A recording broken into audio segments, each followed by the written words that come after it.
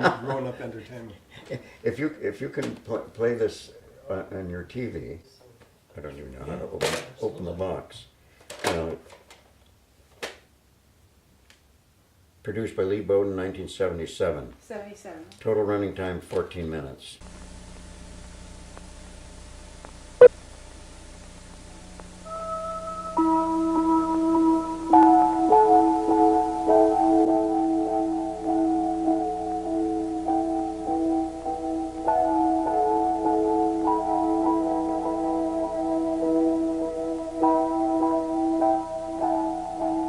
In 1662, on the south bank of the Mohawk River, Dutch settlers built a stockade around their newest outpost, which the Indians called Schenectady. The French and Indian Wars brought fire and massacre in 1690, but the colonists rebuilt their town.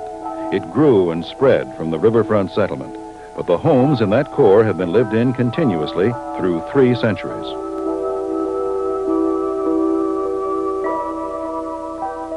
In the 1800s, Schenectady's water link expanded with the Erie Canal. Minor annual flooding continues to be a prepared-for adversity, bringing people together in mutual aid. The current Stockade community began evolving in the 1930s, when, as elsewhere, the threat of demolition faced some neglected houses in Schenectady's civic birthplace. 1932, Ernie Cohen and Phil Stanley bought the house, and not for the antiquity of it, but there was depression, and they needed a place to live, and the place had charm. They could see it.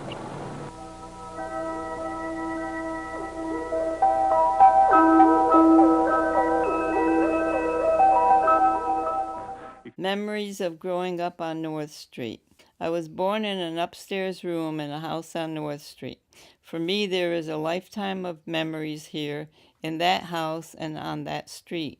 When I was very young, it was paved with cobblestones and was home to a very ethnic community with about 90% of the residents being Polish. For the most part, our little street was one big happy family. Of course, there were family dramas and tragedies, but even though people had very little, they helped each other when necessary.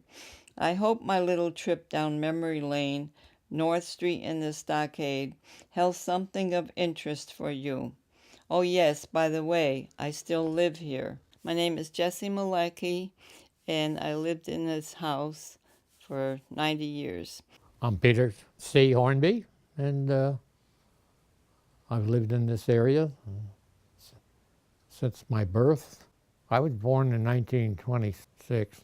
Originally was born in Scotia, New York, and moved over to Schenectady in this area in 1932. This house we're in now in 21 was built in 1911 by my grandmother and grandfather because she wanted a nice new place. Well, I came from a family of 9 children, and of course there was a span of 20 years from the oldest to the youngest. So we lived in a flat like this downstairs. Can you imagine that? The way people have now, they have to have a family room, they got to have this room, and there were 9 children down there and 2 parents. Oh, our family, the Schneiderwins, came here in 1842, and there were several families that came from Hilda, Germany at that time.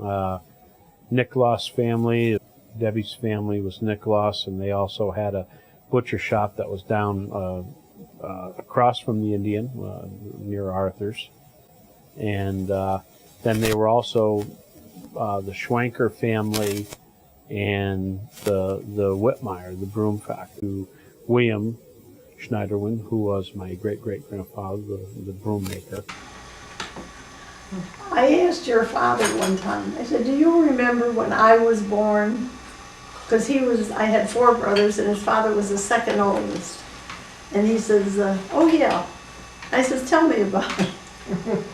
He says, well, one day your father said, we were out playing, or outside, so he said, come on in here. And he showed me to him. He said, this is your new sister. He didn't even know he was going to have another. I think your family and my family were the only Italian ones Right. on Green Street. Yes, I'm Polish. There was a Polish, remember the Dobies family? Lawrence, Mr. Lawrence, Lawrence, oh, that's Right. right, yeah, Matilda, yeah. Remember okay, Matilda? Yeah, she was smart. Matilda was a smart girl. In fact, a couple of weeks ago I saw her daughter. She was a little off the rocker a little bit. Linda, what? So terribly upset about living in Escuna. She wanted to be in a place where there are people. I said, all right, we're going to move. And put the house on sale. I got an apartment down here at 22 North Street. The first floor apartment was, there were 4 of us. We squeezed in there. Had plenty of furniture for that, but the toilet was in a closet, all stand alone. You had to wash your hands in the sink, and it was really quite marginal for 4 people. Hi there, I'm Joe Fava, or Joseph Fava, and I'm sitting here on the stage of the Schenectady Civic Players. It's a organization that has been here since 1926. But we have been in this location for 86 years, going into our 87th year. We've always been sort of part of the Stockade, which is really nice because we get a lot of people that obviously come in from the Stockade to see our show. Yes, well, I am Jean Sager, and I have lived here for over 50 years. My children grew up here. They went to the local school, walked to school, came back for lunch. There was so much enhancing their lives that today they think this place, despite their wide travels, as unique. And they just love coming back here. It's so special. It's here we are, close to a city with all that a city has to offer, and yet we have places here that are quiet and natural. The first time I saw the Stockade was in 1951. My father had retired from the Navy and come to live in Schenectady and work for General Electric. And I was living in California with my husband and 1 child. And I was curious, so when my husband was sent to Newport for 3 months, I decided to come with him and take a look at Schenectady and see how my parents were doing as civilians. Yeah. And so I saw the Stockade, came to St. George's, and fell in love with it just the way the rest of my family did. Yeah. And then I came back again it was 1953, my husband went to Korea for 13 months. And it was the Korean War, so of course I couldn't go along. So I came back again and stayed with my parents. By that time I had 2 little girls. And it was a wonderful place to be because not only did I have the support of my family, my parents, but it's the Stockade's like a village. And I had St. George's Church, which was very important.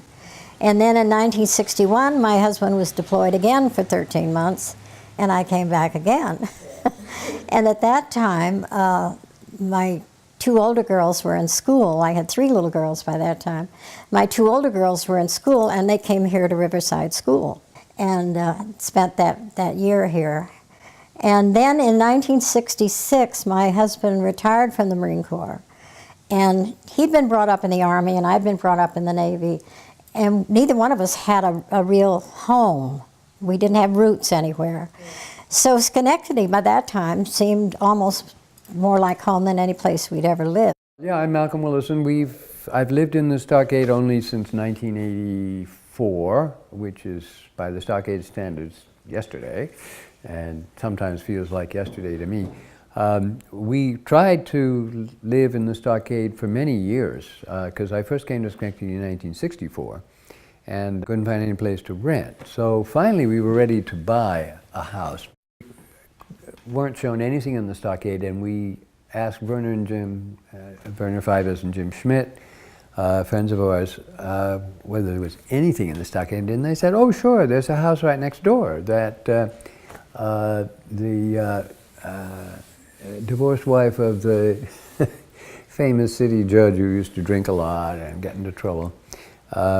Diddy Quinn was about to sell. She hadn't put it on the market yet, so we rushed in and loved it. I saw it from the street, and it's a huge old Victorian townhouse, really hideous on the outside, with a big bay window, and it dominates all the other houses because it's so big. But we bought it because it was perfect for what we needed. Mother-in-law downstairs and we upstairs. And then that's how we became citizens of the Stockade. We fled Germany in December of 1938 from Hitler, and my dad was a pediatrician. Came to New York, and he labored for a year and a half getting prepared to take the state board so he could practice medicine. Well, he made it. So he said, well, we're not going to stay in New York City. I don't like big cities. And so they bought a car, he and my mother, and they drove around New York State. And he came up into this neighborhood. He just loved the size of it and the mountains and the lakes. He also, wherever he went, he interviewed some pediatricians, and some of them were less than friendly, like, move along, buddy. Came here, and Frank Vanderboord had a big reputation because of medicine. And so he went to see him, and he was just greeted with this tremendous warmth. And he said, oh, you must come with your background, 20 some odd years of pediatrics in Germany, and you'll love it here. Give him a big sales pitch. He lived right around the corner. So, of course, that's all my dad needed. That kind of, he had spent 2 weeks in a concentration camp before we came. So it was like, this is too good to be true. We came to Schenectady. But, so there's sort of a history, personal history, that we came to Schenectady through the Stockade and through an old Dutch family. And then, just by sheer coincidence, his son became an architect. I worked for his son when I went to college, and one day my dad said, why don't you ask him whether he has any relationship to the guy that got us here? So I was in Cincinnati trying to getting a practice going. Did a few jobs here and there. You come here. And he said, will you come up and cover for me? So I said, well, take a look anyhow. So I got off the train, saw this neighborhood, and never left. Oh, I was just overwhelmed with the architecture and the history and the people and its proximity to the river. And this is 1956. When we arrived in 1958, the neighborhood had actually moved from a period of decline, and it was becoming recognized as a place of importance for its history and for its architecture. Well, the Stockade was back when I was young, was not really very much. It started with obviously Warner and Jim, and Vanderboord started the Stockade Association to try to save the neighborhood. When I was young, it was considered a real low-end kind of slum almost, in a sense. It was not like it is today. The buildings were really not taken care of. They had torn down so many. I remember many buildings they tore down. Behind the Stockade Inn, there was a fabulous building that was, I believe, was where the Historic Society was originally, and it had these wonderful pointed windows, I remember. That building came down to create a parking lot for it wasn't the Stockade Inn then, it was the lower club, which we would call the Mohawk Club. So they tore down that building, and then across the street they've created many parking lots in the area. So they have torn down a lot of buildings, and I think what happened was they saw this happening, and they had a great vision, and they said, we've got to stop them tearing down everything. We realized, at that time then, what we thought we had here. And it was really kind of a movement that was already rumbling the New York legislature had just passed an enabling act which enabled municipalities to amend their zoning ordinances with limitations on the historic district. The people who were founders, there were 2 architects, a doctor, a lawyer. So these were pretty much professional people who felt the need to assure that Werner once called it a fragile place. It could be if we did not have our voices heard. So first thing we did was started the Stockade Association. We used to talk about the neighborhood, and he said, you know, it still is as if there was a stockade still built around it. And you know, they didn't call it the Stockade then. It was called Old Dorp or the Village. And the art show was formed before the association. It's called the Villages Outdoor Art Show, and that's where the term villages come from, because it was called the Village. Yeah, so certain things like that, those 2 things stand out as existing before, but not very much before the association. So we said, you know, the Village is too much like New York City. They've got the Village, and let's call it the Stockade. And Werner and Jem were very interesting, of course, people, and they'd lived in the Stockade since the late 50s, and bought that house and fixed it up at 17 North Ferry Street, and knew everybody, very social, and they went around. So we began to give parties in this huge Victorian house, and I remember once Lavinia Van Shanklin came, along with another former friend of ours, and we were very explicit, no smoking, because my wife and I were both not asthmatic, but we were allergic to cigarette smoke. And there were Lavinia and Nancy Jonas sitting on the stairs to the upstairs, smoking away. I was furious. I told them to stop, and they didn't, of course, because Lavinia was already in her 70s, probably, or 80s. She wasn't going to stop for anybody. And she was a grande dame. If you ever want a definition of a grande dame, she was a grande dame. And she had a sister-in-law who really was a Van Shanklin. Of course, she was a Van Shanklin by marriage. I have no idea what her maiden name was. I don't know whether she was from old Dutch family or not. But Mary Vanderbogart married a Dutch descendant, obviously, Giles, for whom Werner and Jim first worked when they came to Schenectady to be architects. They became partners of Giles. So I walked in here one day, and there was this lady, I'll never forget it, sitting at the front desk, and she said, "You want to sign up?" And I signed up. And she said, "My name is Connie Sykes." I'll never forget her. She was a very dear person. We became very good friends. And she, not at the least of it, she had a very beautiful daughter, which actually interested me. I was like 18 years old. And she had a son, and she was a divorced woman. She lived over on Green Street, right next door to where the Bradens lived, or the Dale Miller and Zoe Oxley live right now.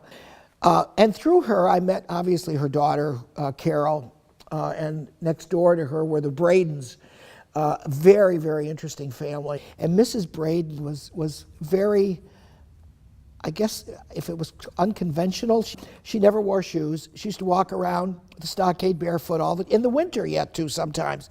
And she used to walk down to the pool down at the Harlow's, and she'd just walk down there. It would be 5 below. She'd go swim. If the pool wasn't frozen over, Mrs. Braden was in it.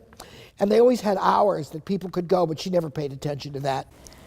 The year before we came, the Stockade Association was founded. And until that time, it was called Village.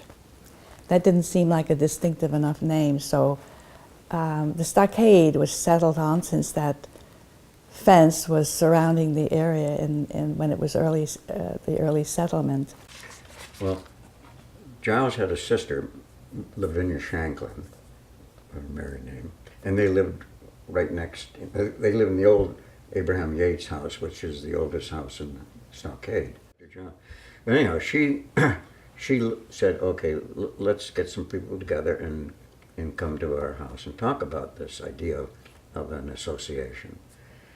And I thought, well, here I am. I've been here a year, and I'm a young whippersnapper, and we've got to talk to people here who have some clout, you know, who are the way. The blue stocking. Pardon? The blue stocking. Yeah, that area, that part of the stockade was called the blue stocking area. You know, they weren't necessarily wealthy at that time in the world at that point, but there was a sense that you would know best. Lavinia Shanklin, she's a great friend of my mother's. Dr. Blodgett lived kitty corner across from them. Elizabeth Joyce I knew well. I didn't know the Langdons. Gertrude Nayland, Jim Gilliland, Connie and Nick, Barb, the Georges, Bradbury. Oh, this is wonderful. And that was 1957. Well, people laugh when I say it. I'll say to my friends on Washington Avenue, well, I know you didn't include me in that because I live below the Indian. And they don't know what I'm talking about. But there was a time when it was very different. And way back, way back before my time, I think the people who lived here worked for the people who lived there. And I know Mrs. Parsons, the last time I checked, there was still an automobile horn in her bedroom on the 3rd floor. That's number 21, the brownstone number 21. She had a button she pressed, and it made the noise of a car horn, an old-fashioned car horn. And her chauffeur, who lived down on Ferry, would come and bring the car. She rang for. So there really was a difference. And when my parents moved here in the 50s, it still was in place. It was like night and day when you got to the Indian. That side was a different caliber of people, and this side was there was different. Udans, there was Udans. Kellogg's, there was Parsons, Vanderbogerts, or they were over farther. You did. I used to get $8 a week in my breakfast. And I had the key to As a maid, yes. And I had the key to their house. I had never been in their houses before, you know. I was and I guess in the morning, first I had to be help the cook. No, but The first time they had a meal that the cook had me help her. She was just a young girl, and it was some kind of cream chicken and something else, and I don't know, nothing, you know. And after it was all done and we got cleaned up, I said to the cook, I said, I wish I could remember her name. I said to her, the table has such beautiful glasses and dishes and silverware, sterling silver and everything. And I said, and they serve that crap. I said, I could have made some spaghetti and meatballs and they would have loved it.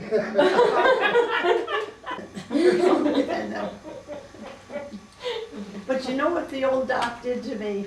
And I was not one to speak up. I used to hold back too much. They always said, serve from the left and take from the right. Yes. Well, he's sitting there like this for lunch one day. I had to serve lunch. He's sitting like that. Well, I didn't know whether to say excuse me so I didn't. I just served from the right. And he he sat there and corrected me. Really? And I should have said to him, you shouldn't have had your elbow on the table. I never said a word. And to this day, I regret that I didn't say that. I didn't have nerve enough then. I'm afraid I wouldn't get my $8 a week.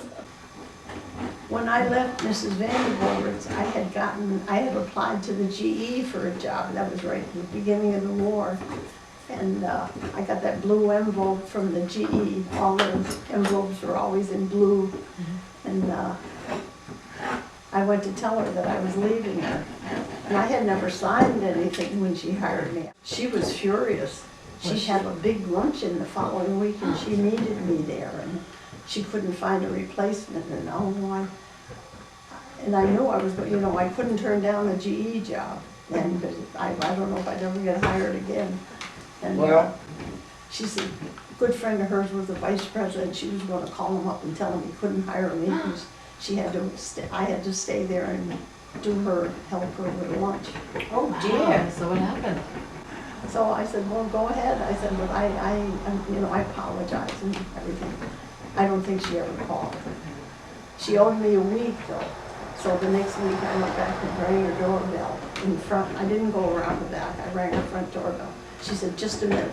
And she must have hadn't left my money downstairs, but I could see her going down.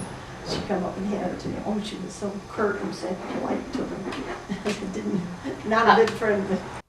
There was always something to do on the river. A lot of people had recreational boats. There was a lot of people would come through in pleasure craft and stop in Schenectady because they might have had business with the General Electric Company, which is real handy, or the American Locomotive Company, or various other industry we had in Schenectady. They liked it because they could walk from the end of Washington Avenue to State Street, which was only a few blocks, and get the benefit of stores, theater, restaurants, and various other things Schenectady's noted for. Schenectady was a canal town, and of course it had its bistros and gambling and everything else to go with it, being a factory town, and so that was the ambiance of the town. The house with blue shutters. It was in the back of the fire station on Erie Boulevard on Ferry Street, and of course it was a brothel, and the man was known as Rainy King. During my childhood, most families on North Street had rowboats, so they could get to the island in the Mohawk River and plant vegetables. Of course, the boats also came in handy during the floods. When the Mohawk flooded, all of us kids had time off from school. It was fun to watch what was going on through the windows, but our parents were always worried.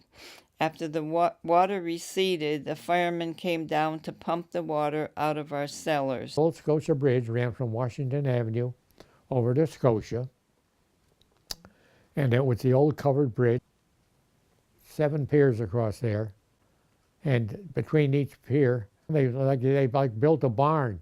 Each one had a different roof level, like a series of barns from pier to pier. Then they had a wooden roadway that ran all the way across. And they eventually closed that because that was made of wood, and it was getting old, and people were careless with matches or something, might start a fire, and the bridge would burn. There was a lot of fishing along the river, yeah. Sometimes you'd catch carp as big as I was, or they were pretty big fish. And we'd go over to Mastriani or one of the bakeries and get some dough, and then that was probably one of the best things to catch carp with, that or cornmeal. And we would fish along the river there, and there were some big fish pulled out of there. As a child, I thought they were pretty big. A comment was made years ago in the 60s by the editor of a recognized magazine called the Architectural Forum. The editor said that the romantic lawn along the Mohawk that has been created out of the Stockade Park Strip is probably the finest thing of its kind in America. He said that because so often a river has a railroad running across the banks. And here you have perfect access from the neighborhood right to the riverfront and all the waterfowl and wonderful things that we enjoy year-round at the river. The city made that area a park down there, Riverside Park, and a lot of people remember that area The park ran from the railroad bridge, which was down below Ingersoll Avenue, up to Washington Avenue, which was the upper end of it. The park was wonderful because we had instructors there which were paid by the city parks. And we had softball teams and crafts. They had a swimming pool the city put in. WPA put that in, I believe. The pool was at the end of, well, between Ferry and Ingersoll. Well, the park was nice. I haven't mentioned it. There was a swimming pool on North Street. Down here at the end of North Street on the left, you can still see the marks where there's a swimming pool owned by the city. And my kids learned how to swim down there.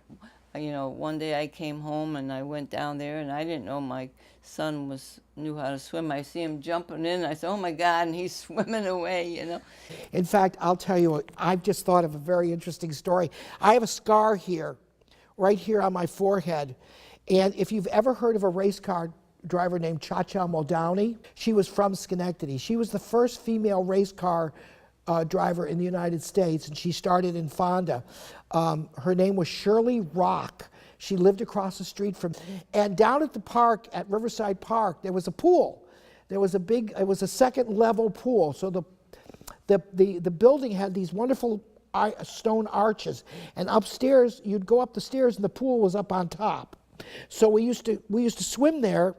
Well, we were upstairs at the pool, and I was chasing her, and I guess that's normal when you're young, right? So I was coming down the stairs, and if there's these stone arches, the building was all arched, and she ran around the corner, and I ran around the corner. She ran through the arch, and I was so fixed on her, I ran right into the stone wall, and I cracked my head open. And I remember this, I can't remember a lot, but I remember this very clearly. I fell backwards and, of course, passed out. And that's my scar, and there's a little bump there from Shirley Rock, who became Cha-Cha Muldowney, who became very, very famous and still is among the race car drivers of the world.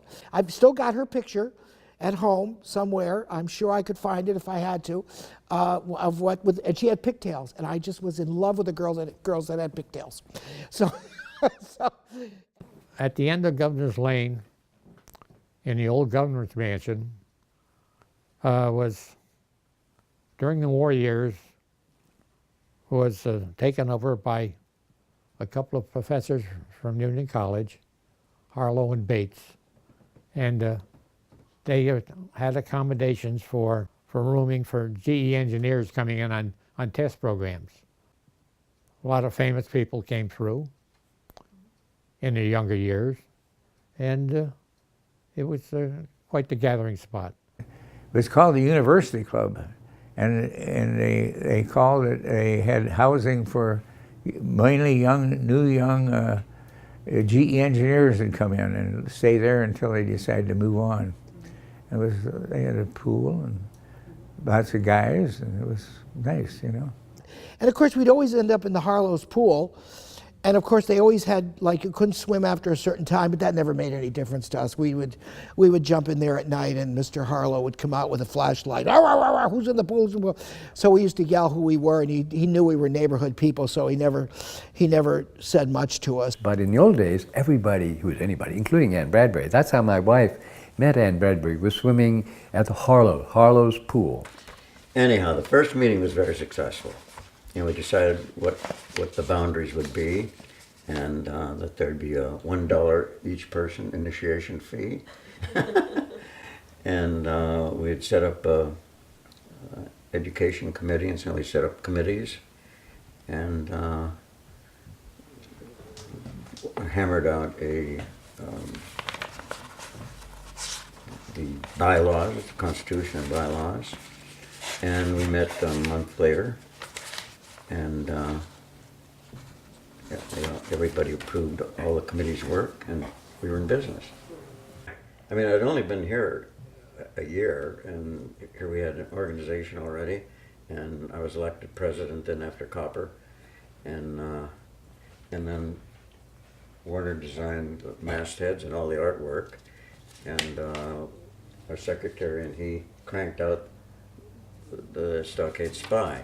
So we went to, I don't know why we did it green, maybe that's the only ink we had at the time. Green was just That as was a good- politically correct then as it is now. But then we wanted to bring everybody into this idea of what an historic district was and how important it was. So it was quite a new idea, and to tell people that we're going to take some of your rights away, you know, It's a hell of a you thing can to own the say. house, but Yeah. you can't do with it what you want because it really doesn't belong to you. It's for you to use the Commonwealth. and preserve and take care of and move it on to the next generation. You can't destroy it. Got a cleaner, Yep. Chinese cleaner, tailor, market, both those paper where you used to get papers and magazines and stuff. Yeah, Moon and River Place. That used to be Mr. Vogel's. We had papers and we had mainly confectionery, old-fashioned confectionery store, buy candies and stuff. And then, at Bonney's had a big warehouse there. Then you had Kruger's across the street, another restaurant,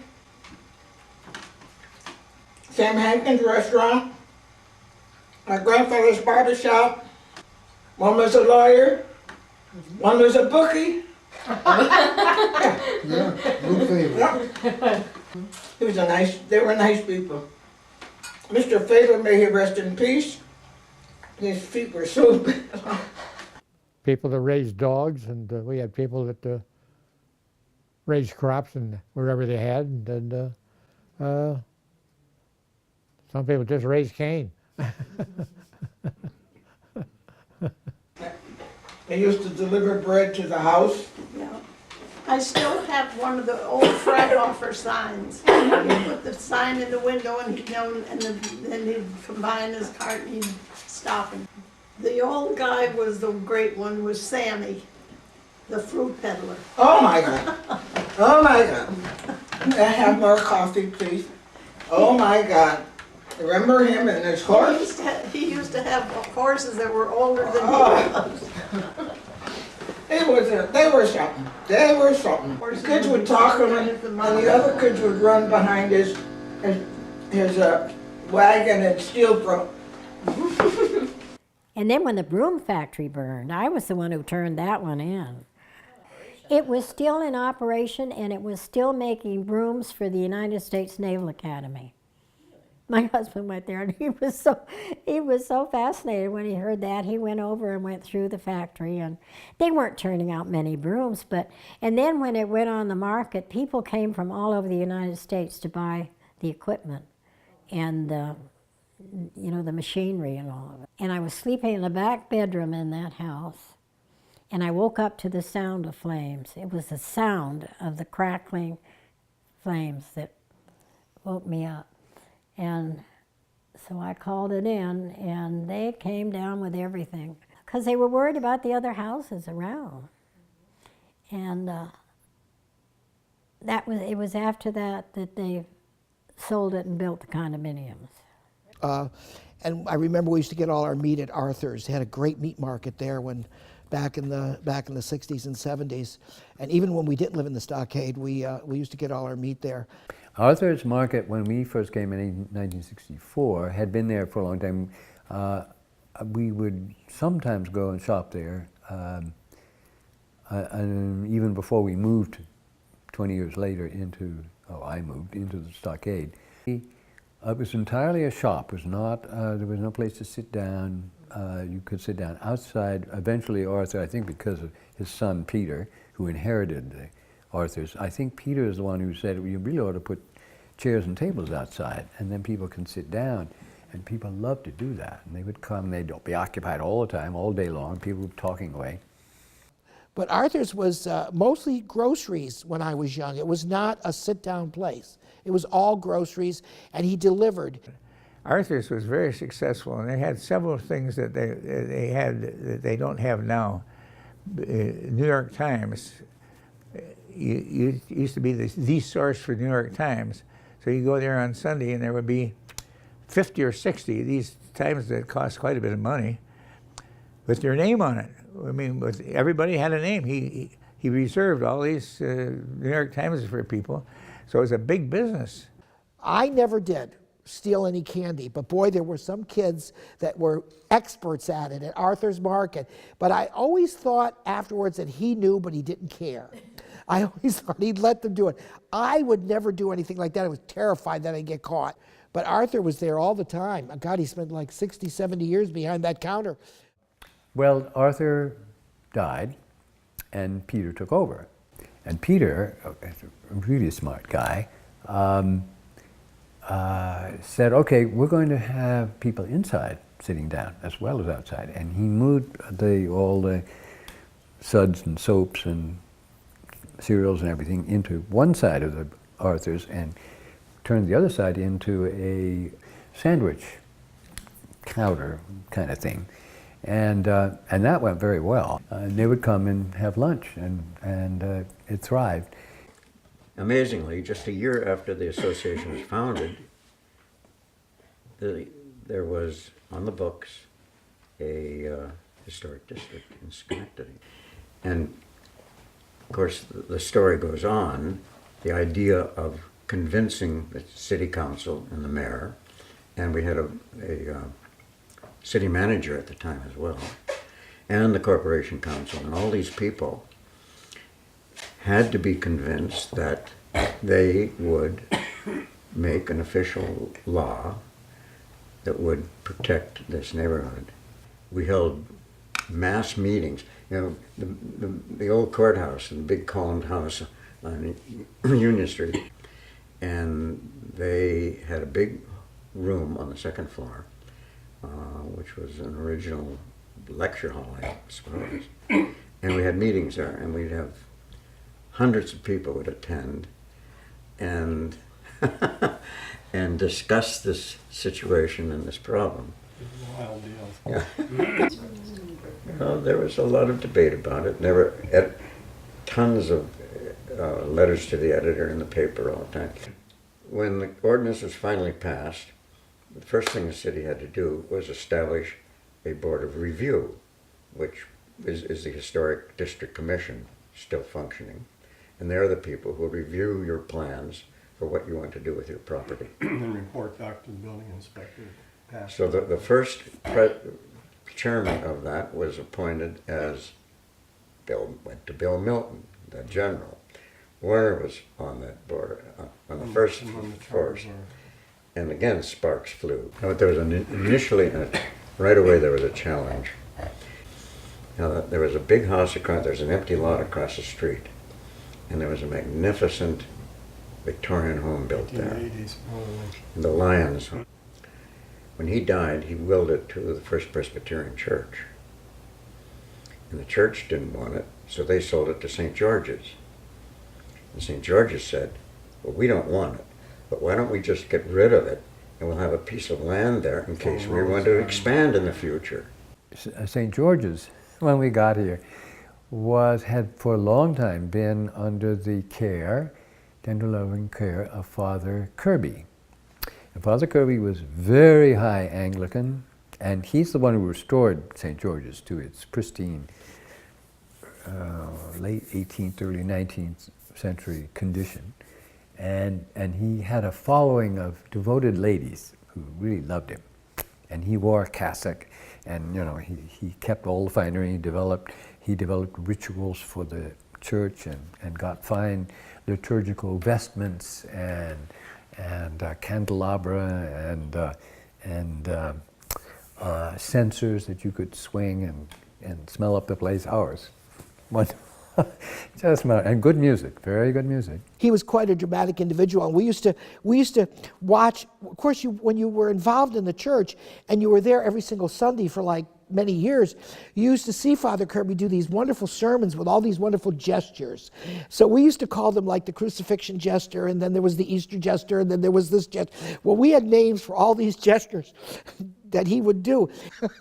We would put the gesture with the word, and we would really have it worked out so that we knew that if he was going to say risen, the arm would go up, or hell, the arm would go down. And on the way out, Father Kirby was there at the door. And he saw me and he took my hand and he wouldn't let go. Oh, he said, oh, and you are, and I said who I was, and he said, oh, I'm so glad to see you, and what do you do? And I said, well, I teach at Union College. Oh, oh, he was such an entrepreneur, but he was also very high church and very conservative. I mean, socially in every other way. And then I became a member of the St. George's Choir, back when it was just an all-boys choir, young boys and older men. It was like 3 age groups, but there was all men. And Mrs. Braden went to St. George's Church. I'll never forget, we were having a rehearsal and Mr. Monks was conducting. It was always Thursday night. And Mrs. Braden walked in and sat down in the men's choir. Well, if you know anything about the old rules, you didn't do that. And he stopped the rehearsal and he said, Mrs. Braden, what are you doing? And she said, I'm going to join the choir. And he said, you can't. It's a man and boys choir. It is not for women. And she said, well, I'm sorry. This has got to change. We got to have women and men in this choir, and I'm staying. Well, she stayed for the rehearsal, but it was a big hoopla. I remember Father Kirby and everybody would be running around in circles because of this woman. And eventually they talked her out of joining the choir, but now they have what we would call an integrated choir, men and women. And St. George's had a new priest named Father Kirby. And he moved into the area. And he was around recruiting for the church and got a lot of people to join the church. And he had this one person, an elderly person, that was donating substantial monies to the church. And she had a birthday coming up, and so he arranged for a big birthday party for her. There was one morning when I looked out my kitchen window and saw the neck and head of a camel slowly walking down to the riverfront. I had some people helping me in my house painting the side there, and I live in the lane which goes from Front Street down to the river. Said to the guys working on my house painting, I said, here come some camels down the street. Well, they thought I was off my rocker there. But when they walked by, they couldn't believe it, Here's some camels going by. Well, I learned that there was a party for a woman who had turned 100 years. And when she had been in the Middle East, she never had a chance to ride a camel. So to celebrate, they had quite an event with bagpipes pipes and the rest. And she indeed mounted the camel. And I thought, well, I don't know of any place where I would look out my kitchen window and see such things. I have a suspicion that something my father did with the church was what prompted them to start it. The church owned or bought a piece of property at St. George's, right next door to Cranmer House. And at that time, Father Kirby was there, and he wanted to start a church school. And I think that was the plan. And they tore down a building. And of course, I think it was Werner and Jim, because of course they were right across the street. They tried to stop it, and I think my father was persona non grata here for quite a while. That's what I think. When I look back on it and when I remember it, I don't remember him ever really talking about it. But he was a church warden, I think, at the time, and so I think that's when they decided we've got to do something that gives us some clout when we want to stop a tear down. Well, here we were. The ordinance was in place 2 months, and they were challenging it already. And we fought it like hell. And what a fight. Couldn't stop it. But we lost because the ordinance was too weak. Yeah. And I've collected photographs of lost Stockade. And there were no. And the interesting thing is, no individual has ever destroyed a home. It's only the organizations, the churches, the club. Well, here's the building that, the corner of Church and Front Street, all of them designed by Samuel Fuller. And it says, the elegant Jeremiah Fuller Mansion, built in 1792, was located on the corner of Church and Front Streets, but was torn down for a parking lot in 1958, before the ordinance. Originally, it was the site of Adam Vroman's house and where he took the stance against the French and Native Indians in the 1690 massacre. Unfortunately, this is before preservation of the stockade was considered an alternative. I went to Riverside School until I think the 3rd grade, because I remember my older brother, who was 6'5", he walked me to his one step. I would take 4 steps, you know. He would take me up there. I went to Riverside School, and that was within walking distance. We had classes of, they were all in the 30 to 35 per class bracket, yeah. But they were all from the neighborhood, yeah. I'd come home for lunch, run home, because living so close for Riverside, and mostly all the kids did. And there was a tremendous amount of traffic down here, of people walking and around. And this neighborhood, there was quite a few kids. There was a lot of them. There were the Beviers and... Yeah, there were still enough kids in the neighborhood to keep the school going. The school was still going when my children go. There's not too many around now. And that to me was the biggest, one of the only reasons to live in the city at that time was that, you know, your children went to a neighborhood school. They knew all the children. When you went to the suburbs, you didn't have that. And that was a real asset. When they closed this school, I said, that's terrible, because these children will never know their neighborhood. Now, who gets busted? This school kid can live next door to each other and go to 2 different schools, and they don't know each other. They don't grow up together anymore. This place is interesting. The Riverside School is now a condominium where we're sitting. I first came to this building in the 1960s to WMHT. WMHT's original studio was in the basement. Well, the school has changed a lot. I didn't mention that my wife was the first artist for WMHT, and Dorothy had a little studio in the basement. And I went over one day, and it was so stuffy, I it took us by one of my sledgehammers and knocked the sheetrock around away so she could get some air. Mrs. Diestian was my French teacher, and she, there was a French class that we had very early in the morning, and also there was a lot of, I think she was televised, so she had a program with WMHT, and she was a great lady, and she was an excellent French teacher for sure. I remember I went to the first, one of the first broadcasts of WMHT. I think we were given French lessons on TV. I lived in that yellow house across the street, and it's ironic that I live in this building, because one of the, there have been several fights down here in the Stockade. When I say fights, I mean conflict over what's going to be done to an historic building or something.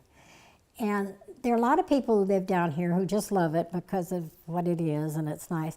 There are also a lot of us who live down here because, in addition, we love the buildings and the history, and we're ready to fight for them. So it was a very sad day when they finally closed the school. Well, then we heard that a developer was coming in to do condominiums.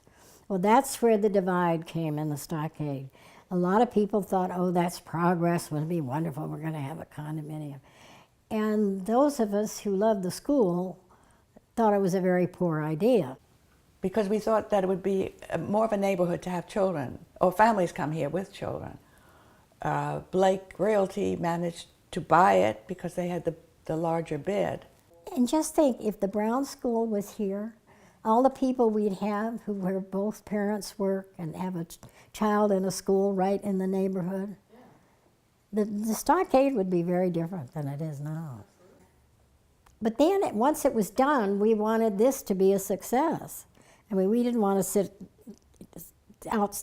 look outside our window into an empty, boarded-up building. And so I ended up where I had put a lot of work into fighting. And then in 1973, the U.S. Department of the Interior entered the Stockade on the National Register of Historic Places. So the job still isn't done, as you know. Well, I guess that gets us through the late 60s into the 70s, and then we see things the way they are today. I think our areas still remain, the character of a historic district. We're thankful for people that have been preserving their homes and working diligently on them, and I think that they're to be complimented for that. I think sometimes it becomes a labor of love, and it consumes a lot of time and a lot of money, and so we're thankful for our own little area here. Yeah, and we're so lucky. I mean, we have the Dutch architecture of these early buildings, and then we have the Romanesque, we have the Italianate, the French influence, the brownstones. So we have such a variety of buildings and architecture, and it's really great. I believe there's 350 buildings in the district. I'm not sure altogether, historic buildings that are on the register. Architectural historians say that the several hundred buildings in the historic Stockade district represent a unique collection of early and intermediate styles. Areas are of a single architectural period, and that's significant. And that's what, that's, you go down to Georgetown, you've got pretty much the same kind of architecture. But houses here span 3 centuries, providing a total history of domestic architecture in America. The Stockade has been called, a quote, a living museum, quote, for unlike other historic sites, houses continue to be lived in. For Giles, the architecture of the Stockade district offered a live and vivid history of New York architecture from its earliest days. It held its interest for him as it does for us, because it retains its vitality, because it is not an embalmed architecture like that of Williamsburg. It lives, and we live in it. It moves with a constantly changing life, its renewed creativity enhancing its historic charm. Werner drew that cartoon of Indians sitting there and pointing to a colonial house and saying, some damn newfangled style coming in. Tells it, And that sort of sums the whole idea. And it's still debated when development takes place in an historic district. Must it look like the buildings that are there, or must it express its own time as all of those buildings have done? Look how different they all are. Each one expressed the time they were built. And so why should we say no to that? My husband was the president of the association. He was on the board. I was on the board. What we found was that people who lived here had a goal, a kind of commitment to be sure that this very special place would be on sound footing and not, decline as it once did. And people have devoted endless hours to working on our constitutions, bylaws, how do they serve us. So the purpose was asked of one of the founders, and the answer was, in case there are difficulties. And so, the actual stated mission is preservation, protection, and improvement. It's really been a wonderful place to live. I'm happy that this is where I have called my home for the greater part of my life. I feel very privileged to own the house that I own, and the fact that I'm sort of taking care of it for the next person that's probably going to own it and enjoy it, because it's a lot of fun to live in it. Because it's just different. There hardly a day goes by when I don't open my door. Of course, now it's cold, so it's not going to happen in the winter, where somebody isn't taking a picture of your house. So you always look, and you always ask where they're from.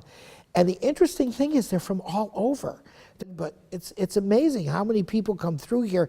I'm not sure that the city actually realizes the amount of tourism that we could create here or have here actually because of the Stockade.